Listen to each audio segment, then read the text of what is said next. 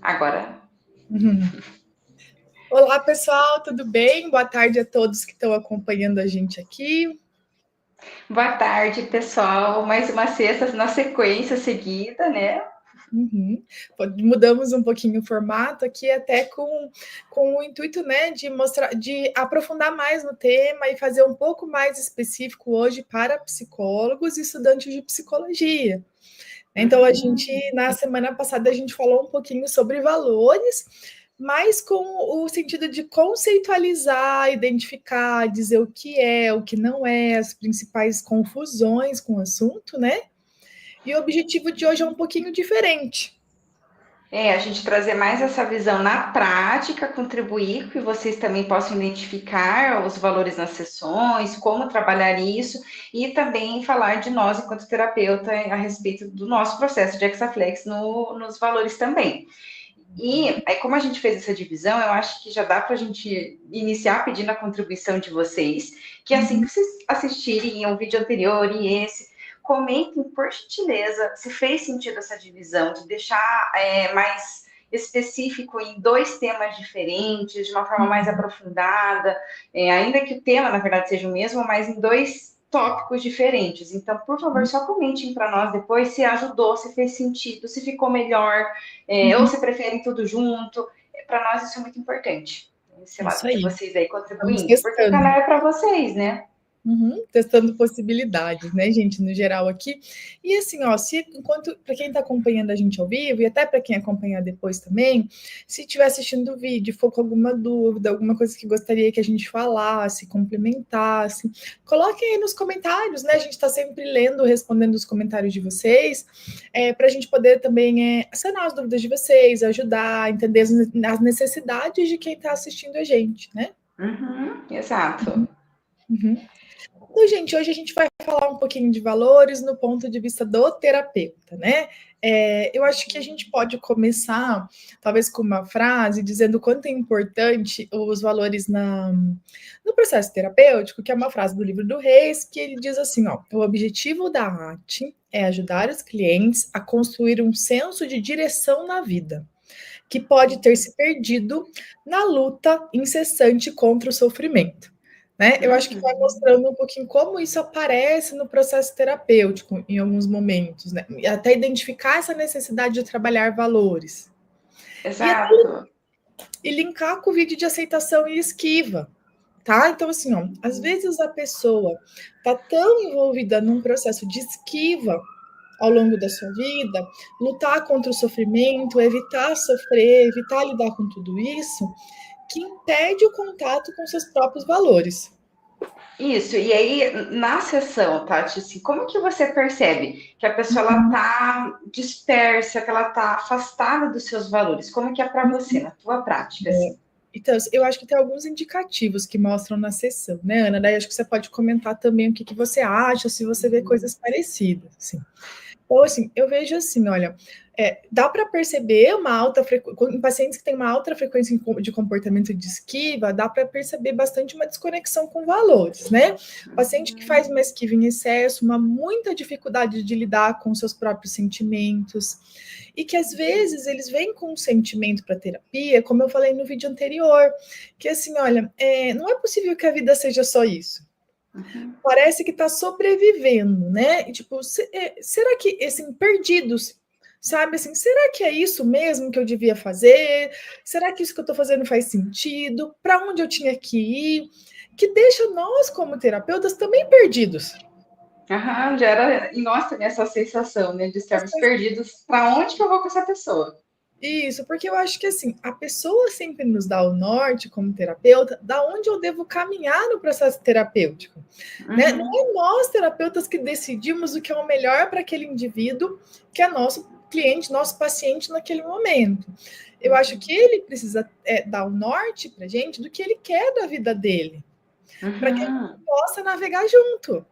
E a gente esse processo. Então, acho que essas são algumas formas de se perceber em terapia. Assim, olha, uma sessão que às vezes, alguns indicativos, eu acho, assim, uma sessão que às vezes a pessoa fala muito do outro.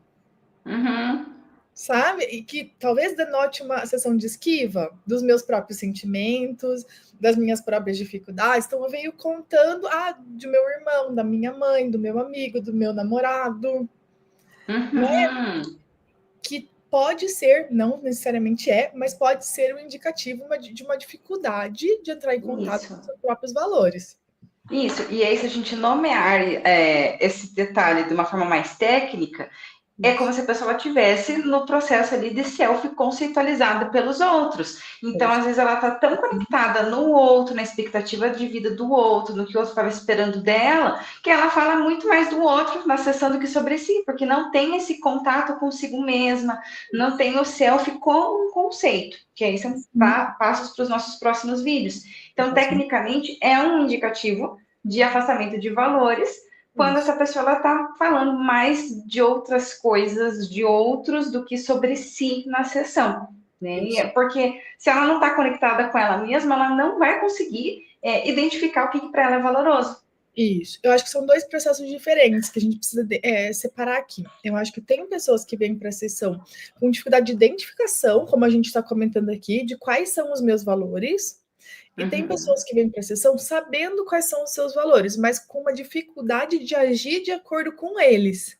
Né? Que os dois são problemáticos, os dois geram sofrimento, de alguma maneira.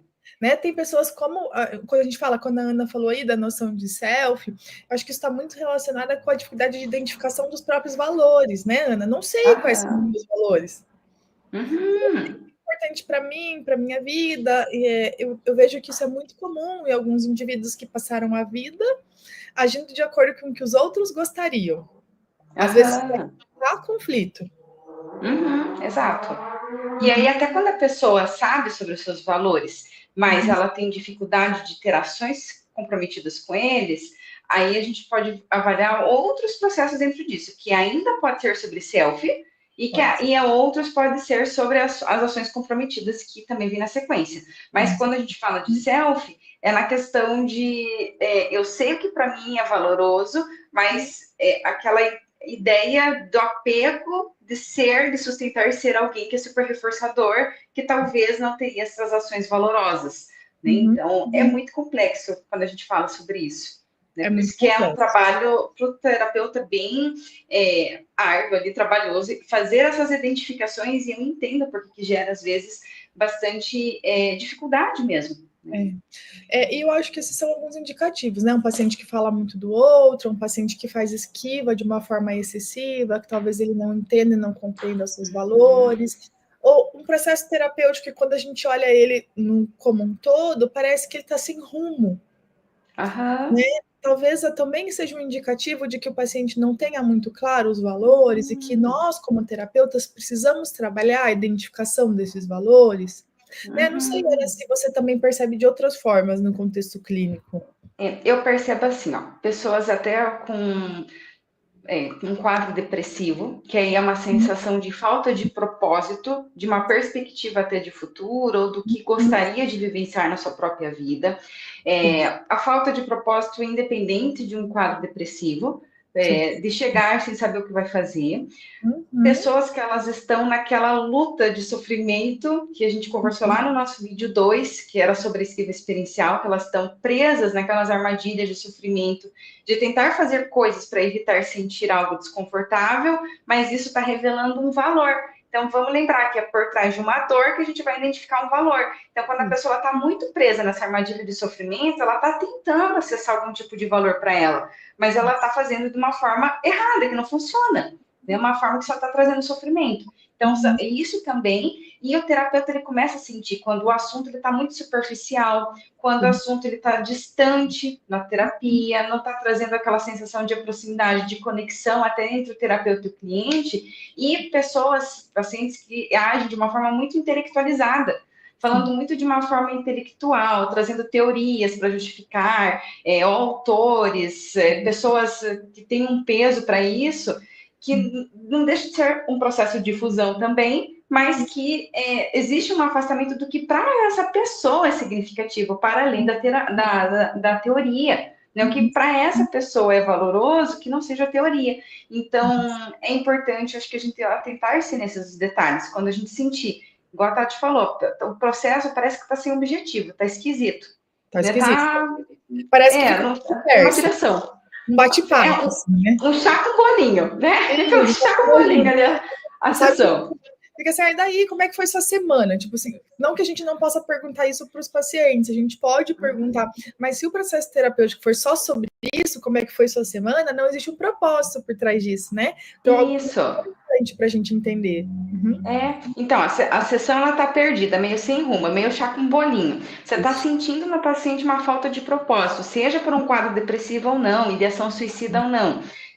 Você está percebendo a pessoa falando assuntos muito superficiais, assuntos que trazem muito intelecto e pouco sobre si, assuntos que falam muito mais da outra pessoa, das pessoas da sua convivência e menos sobre si. São vários indicativos que vocês podem observar que existe esse afastamento de valores, mas, sobretudo, é as armadilhas que essa pessoa está caindo para se livrar do sofrimento. Então, quanto mais vocês perceberem que ela está nessa armadilha, é porque ela está tentando acessar um valor.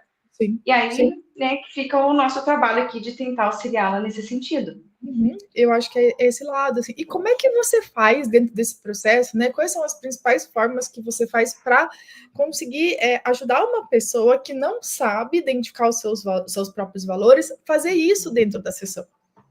Então, essa é uma pergunta ótima, Tati, porque acho que depende de cada tipo de cliente. Você vai avaliar. Se é aquela pessoa que adere tarefa de casa, aí eu aproveito de várias ferramentas, recursos terapêuticos, que depois eu quero passar para vocês que tem esse livro aqui, ó, Saia da Sua Mente. Se não é aquela pessoa que adere tarefa de casa, eu tento trazer esses exercícios em formatos experienciais para a sessão, em forma de metáfora, em forma de atividade estruturada de fazer junto com ela, ou até mesmo de reflexões sobre o que ela gostaria que a vida representasse, ou reflexões, ou um processo de mindfulness junto também. Né? Então, tem uma que eu acho assim, simples, mas poderosíssima, de colocar a pessoa em contato com o momento presente ali da sessão, aí a gente já faz um exercício de mindfulness, e pede para que ela tente recordar na última semana o momento mais doce da vida dela. Aquele momento primeiro que vier à cabeça. E aí já pede para ela observar quem está com ela, o que está acontecendo, pede para ela observar as qualidades das ações desse momento e as sensações corporais que ela está sentindo com isso. Depois, você pede para que essa pessoa também lembre nessa última semana a primeira coisa que vier na cabeça, o momento mais difícil que ela vivenciou. Sim. O que estava acontecendo, o que parecia trazer um tipo de desconforto, que tornava a situação difícil, que você tinha pessoas presentes, e a sensação corporal também. E aí depois você traz a pessoa para a sessão, e aí você tenta identificar com ela o que parecia valoroso nesse momento doce, quais eram as qualidades das ações, versus o momento que ela teve mais dificuldade, e o que era uma bússola, que parecia que estava se afastando do que para ela era valoroso, que trouxe essa dificuldade. Então, é uma forma bem bacana também de trabalhar. Bacana. Legal. Eu costumo não enviar, não sei se é característica dos meus pacientes no geral, eu costumo não mandar tarefa de casa. Porque eu acho que, assim, claro que, igual você falou, é bem relativo ao paciente. Porque eu acho que, assim, nós estamos numa cultura que o mundo está tão acelerado, que a grande maioria das pessoas não tem tempo para fazer qualquer coisa fora da terapia, né? Ou quando tem tempo, não tem disposição em alguns momentos, né? Então, assim, eu costumo mandar para casa. Eu sei que tem alguns profissionais dizem e falam, a gente tem vários questionários e inventários que a gente pode ali, validados pela literatura, que a gente podia fazer para levantar valores. Eu acho que a grande maioria deles é muito extensa. Muito, assim, por exemplo, eu estava olhando aqui, né, o questionário de valores da arte, ele trabalha 58 valores a serem é muita coisa, né? Então, assim, outros questionários, a gente tem lista com 63 valores, e eu fico pensando assim, eu só uso esses recursos de questionários muito longos em momentos muito específicos, com pacientes muito específicos. Né? Eu acho que entra mais até para pesquisa também, né? Questionários muito longos. Eu acho. Porque, assim, olha, veja, se a gente foi trabalhar 58, 63, nós, tipo assim, você trabalha isso em mais de uma sessão. Porque a aplicação, pelo menos que eu faço desses questionários, não é quantitativa, é qualitativa. No sentido, assim, eu coloco um valor, daí eu pergunto para a pessoa o quanto isso é importante para ela, mas eu não espero só uma resposta, é muito importante ou não é? A gente vai discorrendo sobre o assunto. Por que isso é importante? Então, Então acho que vale adaptar mesmo. Como eu falei, o tipo de caso, tem pessoas que pedem tarefa e tem pessoas que já falam, não me dá que eu não vou fazer. Então a gente precisa também ter a nossa flexibilidade de adaptar as nossas intervenções. Então, para aqueles que funcionam, é como se fosse uma continuidade, às vezes, do processo ali durante a semana e tudo, entrar em contato com o que a gente discutiu, mas aqueles que não funcionam, aí a gente usa na sessão e de formas que façam sentido, porque igual metáfora, tem inúmeras metáforas, mas se a gente não adaptar de contexto a contexto, não vai funcionar. Então, eu acho que vale ter esse cuidado.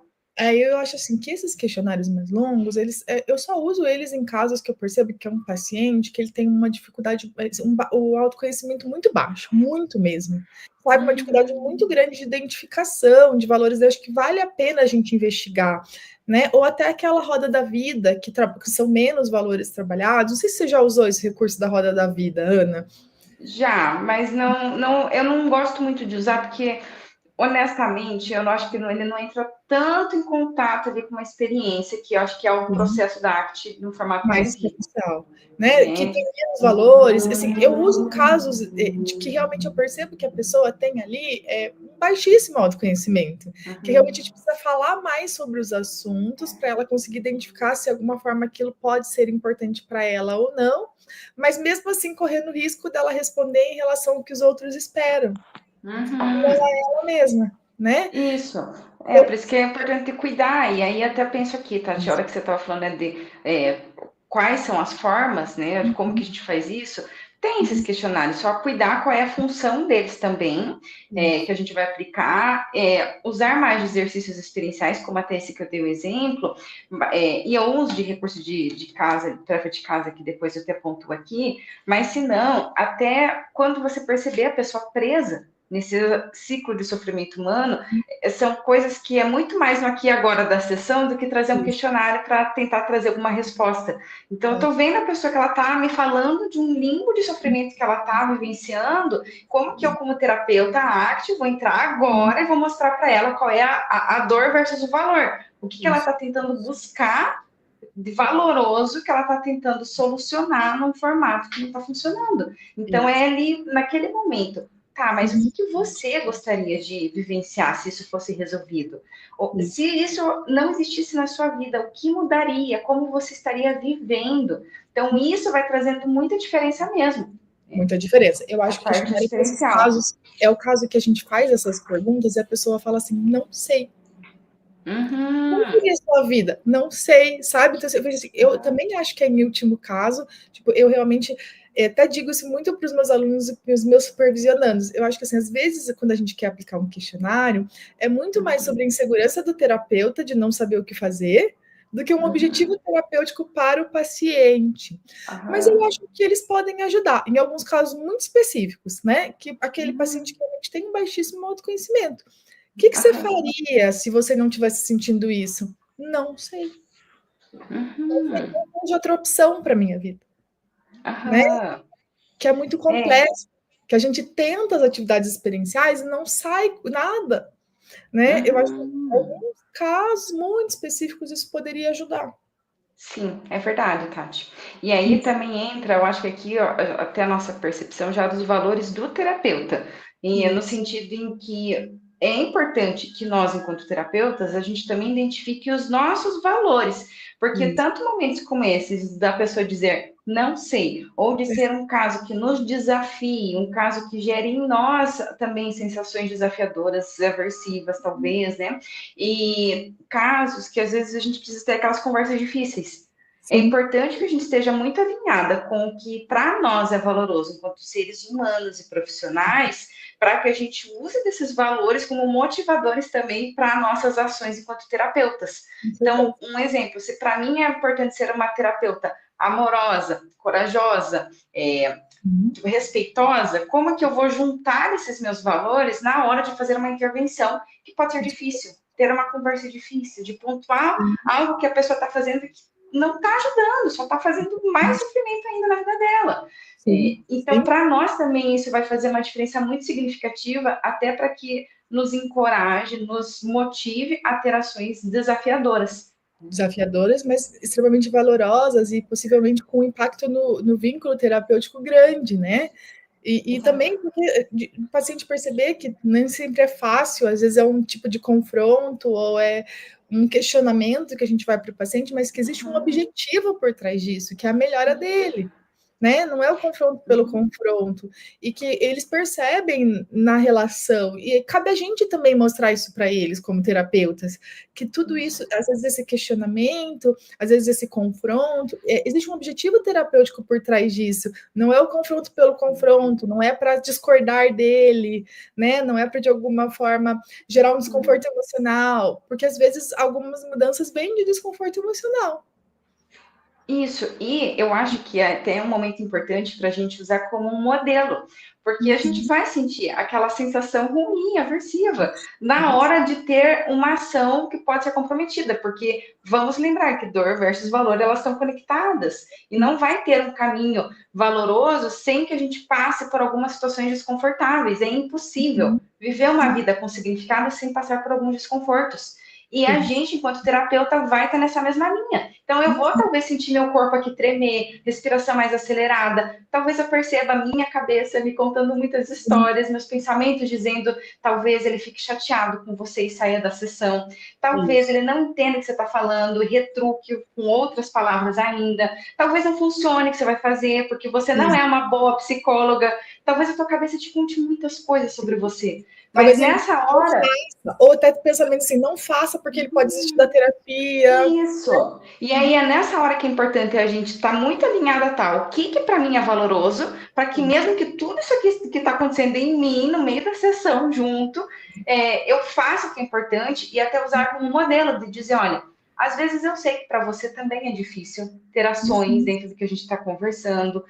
Para mim, isso também está acontecendo agora. Eu também estou sentindo meu corpo aqui um pouco mais acelerado. A minha cabeça está me dizendo que talvez você fique chateado comigo e não entenda e saia da sessão. Mas a terapeuta que eu valorizo ser precisa ter essa conversa com você agora. Sim, sim. E explicar Então, por quê, né? demonstrar de um modelo. Eu acho que a gente também está lidando com sofrimento, que é possível suportar esse sofrimento. Porque daí eu acho que a gente entra numa outra história ali, né? Para discutir, que eu acho que também é importante dentro desse tema.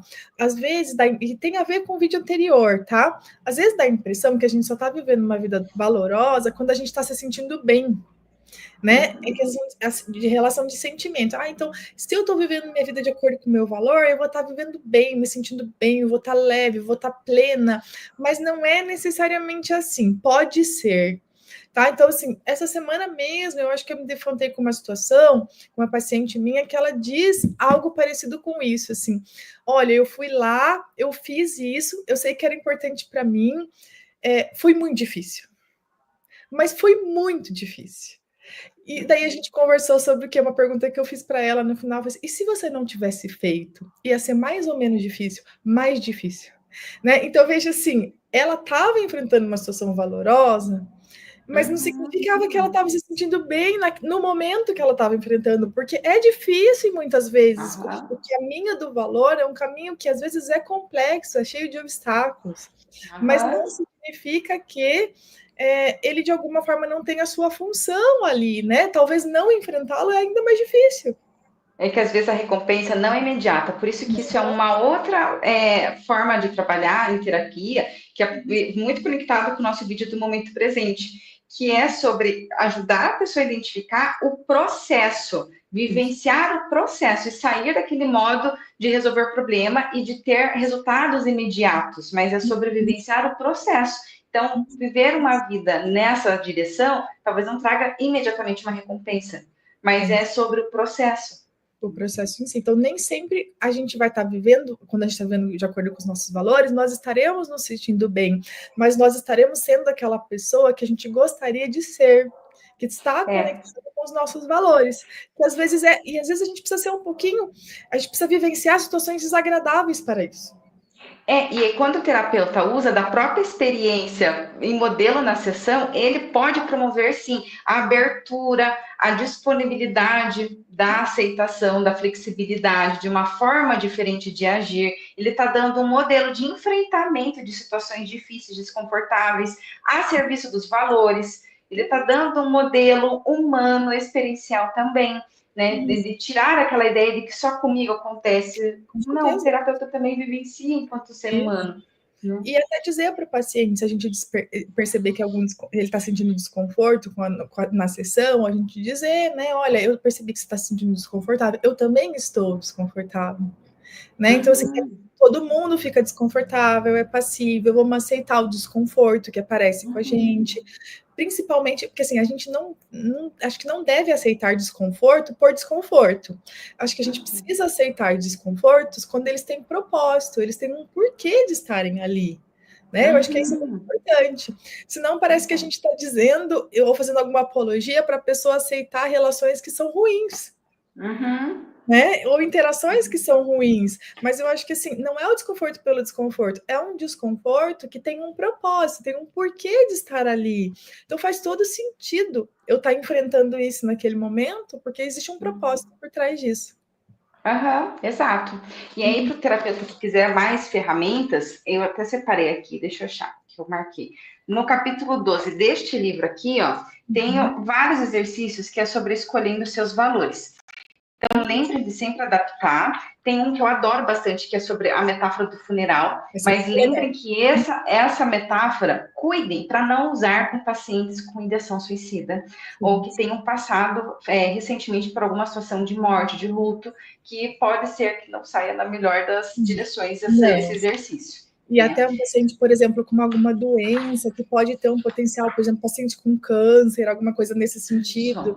Porque daí, assim, a gente vai trabalhar de luto, de funeral, numa situação delicada, né? Então, acaba que a gente toca num assunto que talvez seja desnecessário naquele momento e produza sofrimento. Tem outras formas de acessar o valor. É só uma das estratégias, que é o exercício do funeral, mas a gente vai falar de mais estratégias. Depois eu falei de uma delas já ali nos Reels, depois a gente coloca aqui para vocês assistirem de novo. Mas eu acho que tem várias possibilidades, né, dentro do livro, outras atividades experienciais. Uma que eu gosto muito, que eu queria trazer para vocês, é a gente perguntar para os pacientes, para eles falarem, pode ser uma ou duas pessoas, para eles contarem um pouquinho, a metáfora do herói, que eles dizem, né, alguém que vocês admiram muito. Pode ser um personagem ou pode ser uma pessoa real. Normalmente, quando a gente admira muito alguém, aquela pessoa tem comportamentos que são valorosos para a gente. E a gente vai procurando semelhança se a pessoa admira mais de uma pessoa. O que tem de semelhante entre as pessoas? Que ela tem a possibilidade, ela não precisa escolher uma só, né? Mais um. E a gente pode ir juntando com coisas que eles já falaram na sessão também de outros indivíduos. Qualidades das ações, né? Das pessoas, daí a gente consegue levantar mesmo valores. É bacana. Um exemplo, né? Tem vários outros ali. Isso. E aí, uma que eu sempre passo para supervisionando, que eu gosto muito, também está nesse mesmo livro, é que na página 200, tem uma possibilidade de você pedir para a pessoa descrever cada uma das áreas da vida dela, de como ela gostaria que essa vida fosse representativa em cada uma dessas áreas. Então, na área do relacionamento, na área da maternidade, do trabalho, do lazer, como ela gostaria que a vida dela representasse, que significasse dentro de cada uma dessas áreas. E lembrem que é sempre o como. Né? Então, isso, eu gosto muito desse exercício. É um que eu passo, às vezes, de tarefa de casa, senão eu faço na sessão, em forma de pergunta, de reflexão mesmo, e vai fluindo muito. Né? Para a gente é significativo de ter acesso a isso. Né? E eu acho que também às vezes a gente fala bastante de questionário ou de recursos, de atividades experienciais, práticas, reflexões, questionamentos, mas eu acho extremamente importante a gente citar aqui também, Ana, que assim, nas próprias falas dos pacientes sobre outros assuntos ou sobre a vida deles, a gente consegue extrair valor. Não precisa ser uma atividade programada para isso. né? É possível compreender o que é importante com o paciente quando ele fala dele mesmo, quando ele fala do trabalho dele, quando ele fala da vida dele, da relação dele com as pessoas no geral. A gente consegue extrair semelhanças de situações que foram agradáveis para ele, ou situações que não foram agradáveis. Então, nem sempre precisa ser uma coisa estruturada e planejada para isso. Né? Isso foi bom mesmo você ter dito, Tati, que são sinais que a gente observa na sessão quando a pessoa está próxima dos valores, que não é só sobre a gente observar quando está ausente. A gente também consegue sentir, observar, experienciar junto com a pessoa. Então, são, às vezes, falas repetidas de momentos valorosos, assim, doces, como eu até mencionei, mas que você percebe que tem um combustível de vida, que parece que é uma coisa que, para ela, para essa pessoa, é incessante, independente de alcançar aqueles checks que a gente falou na semana anterior. Parece que ela alcança e ela já vai criando vários outros objetivos em cima de algum determinado valor.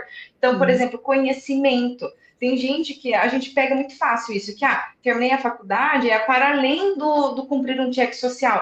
Nossa, mas parece que eu quero ser professora, vou fazer um mestrado, cumprir um mestrado, gostou, tudo bem. Não, eu não quero mais a continuidade na área acadêmica, agora eu quero explorar mais sobre literatura. As coisas às vezes não precisam estar conectadas, mas você vê que tem uma fonte motivadora por trás dessas ações, que ela não para, que ela continua engajada em vivências significativas. E a gente percebe sinais até de expressão, a pessoa ela fica mais excitada, fica mais feliz, ela dá para a gente perceber a sensação dela quando aquilo faz sentido, quando aquilo significa para ela. Então a gente sente. Algumas pessoas até no brilho nos olhos, sabe? Quando estão falando do assunto. E assim, e como a expressão facial às vezes muda repentinamente quando a pessoa começa a falar de algo que é valoroso, né? Então, isso é muito claro nas sessões de psicoterapia, né? E eu acho muito legal a gente finalizar talvez a discussão de hoje com essa questão. A gente pode sim programar atividades estruturadas, né, Ana, para a gente conseguir de alguma forma identificar valores. Só que os valores vão aparecer porque a gente vive o valor todo dia. Né? Os valores vão aparecer em falas muito mesmo sem a gente fazer nenhum tipo de outro planejamento para eles aparecerem. Eu acho assim, isso também vai dizer sobre, como é que eu posso dizer, a experiência do terapeuta. Atividades estruturadas, elas contribuem muito com a gente também, para que a gente possa ficar mais atento que podem ser valores e pegar mais rapidamente com o passar do tempo na sessão. Então, eu acho que a atividade estruturada, ela também tem uma função significativa para nos auxiliar. Mas também ela pode vir a serviço de muitas coisas, por isso que é sempre importante entender a função. A gente vai observar essas coisas na sessão, mas é conforme a nossa experiência também. Então, se a gente tem ferramentas, eu acho que a gente tem que aproveitar essas ferramentas que estão ali disponíveis. Supervisão ajuda muito também, porque o supervisor já está mais experiente, ele consegue identificar e ajudar a pessoa a identificar. Então, todo um processo que fala sobre o repertório do terapeuta também. E que pode ajudar a gente a fazer escolha, se naquele caso é necessário usar uma ferramenta ou não e qual, né? Porque tudo é muito relativo. Às vezes eu vejo que os terapeutas, quando aprendem uma ferramenta nova, eles querem usar com todo mundo, em alguns momentos, principalmente terapeuta iniciante, né? Mas assim, isso é muito relativo. Então, será que com aquele paciente eu preciso? Se sim, qual tipo de ferramenta se adequaria mais ao paciente em si, a características do caso dele, e que às vezes não vai ser necessário o uso de ferramentas. Né? E entra igual a história da metáfora, tem que adaptar, tem que ver se faz sentido, se funciona. Sempre. E aí entra a flexibilidade do terapeuta, como você falou, né? Da gente conseguir olhar para isso e ser flexível também às diferenças, né? E semelhanças entre os casos também, né? Pode ser que para dois casos diferentes faça sentido usar a mesma ferramenta. Exato. Mas é isso, gente, eu acho, né? E aí, nos contem depois aqui nos comentários o que vocês acharam dessa divisão, se ajudou vocês terem talvez mais clareza enquanto terapeutas de repertórios e dicas práticas mesmo. E aí depois eu queria convidá-los a acompanhar os nossos shorts que a gente pensou em deixar aqui ferramentas também de sugestões de como trabalhar os tópicos do Hexaflex para vocês em sessão. Isso mesmo. E daí, assim, tendo qualquer dúvida ou qualquer coisa que vocês quiserem saber mais sobre as lives que os conteúdos, as lives que a gente está colocando aqui, estamos à disposição para tirar as dúvidas, né? Temos 2 comentários ali da live, Ana dizendo que adoraram e que foi ótimo. Então, agradecemos também para quem está assistindo com a gente aqui ao vivo. Muito obrigada pelos comentários hoje. Tchau, tchau. Até a Um próxima. beijo, até.